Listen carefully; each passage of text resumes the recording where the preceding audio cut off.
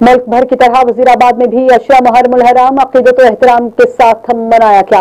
تمام مکاتب فکر نے اپنے اپنے انداز میں شہدائے کربلا حضرت امام حسین علیہ السلام اور ان کے رفقا سے محبت کا اظہار کیا۔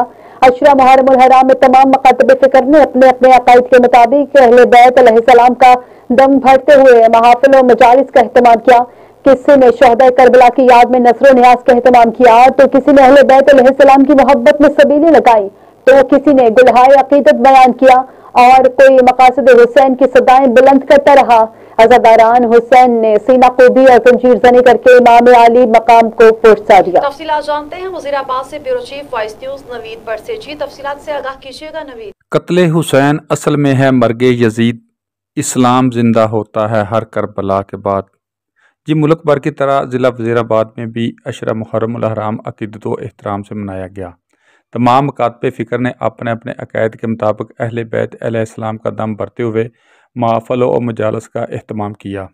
کسی نے شہدائے کربلا کی یاد میں نذر و نیاز کا اہتمام کیا اور کسی نے اہل بیت علیہ السلام کی محبت میں سبیلیں لگائیں اور کسی نے گلہائے عقیدت بیان کی اور کوئی مقاصد حسین کی صدائیں بلند کرتا رہا۔ یوم عاشوراء کے روز وزیرآباد میں امام حسین علیہ السلام اور شہدائے کرب و بلا کی یاد میں محفل کا انعقاد ہوا اور عزاداروں کے جلوس بھی برآمد ہوئے۔